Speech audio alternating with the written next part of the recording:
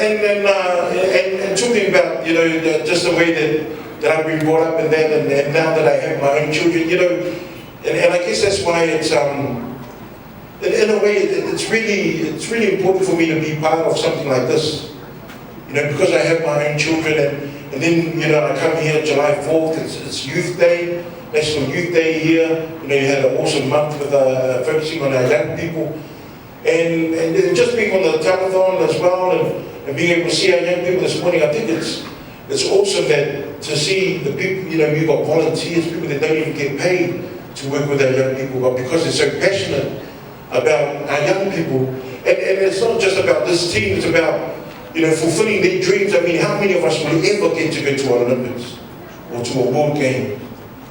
You know, and for me to be here tonight, it's like, wow, this is my contribution to help someone, a young person here from American Samoa, to achieve a goal and a dream that they, you know, never thought that they would ever be able to make it to a World Games. So it's awesome that we can all come tonight, have a good laugh, have a good feed when it gets here. Live from a good feel. That's the one thing about Samoans. Once they go hungry, then they go angry. So hopefully, I'm sure that our food will be coming very soon. You know, I want to share with you another story about one of my uncles. He was from Tafuna. And he came to New Zealand. First time on a plane, came to New Zealand. Happy-go-lucky. He let down on a bum. Not very good at English, but always happy-go-lucky. There's Samoan attitude. Tofiga Fepulea'i, okay, thank you, God bless you. And my uncle arrived, worked hard for 6 months, saved up his money, bought himself a car. Now to him it was like a brand new car, but it wasn't.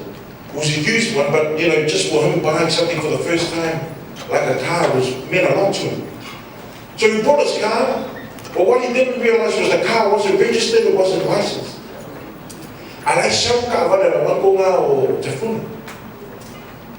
He was coming down Otara Street, and as he was driving down Otara Street, there was a police car. Police saw my uncle's car and thought, you know, it looked very suspicious. So he chased my uncle down the road.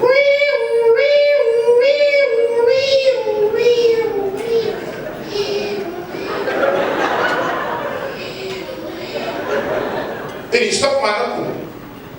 He walked out of his car, knocked on my uncle's window. The policeman said to my uncle, "Excuse me, sir, can you please step outside of your vehicle?" Now my uncle's happy-go-lucky, you know, he wasn't too sure what the policeman was saying, so he's got one hand on the steering wheel, he looks at the policeman, he smiles at him and says, "Hello, Mr. Bollas." The policeman asked him once more, said, "I'm going to ask you one more time. Can you please step outside of the vehicle?" So my uncle looked at him and said, "Hey, Mr. Bollas, this is my new guy, man." So he got out of the car. Then the policeman said, "I want you to come over here." He took my uncle 10 meters away from the car. Then the policeman drew this massive circle with chalk.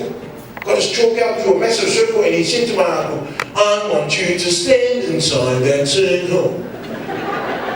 You take one step outside and I will arrest you." My uncle looks at the policeman and say, "Come on, Mr. Bollas, this is my new guy here, this is my new guy, here.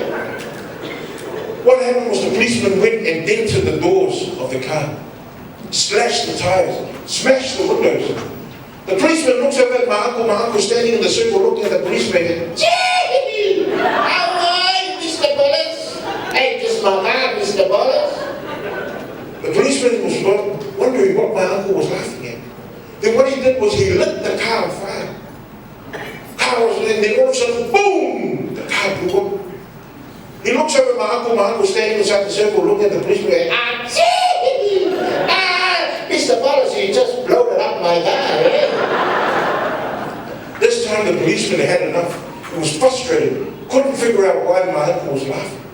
He walks up to my uncle and he says, I want you to tell me, what in the world are you laughing at? I'm just blowing up your car. And my uncle looks at the policeman and starts laughing and says, I step out of the circle when you're not looking.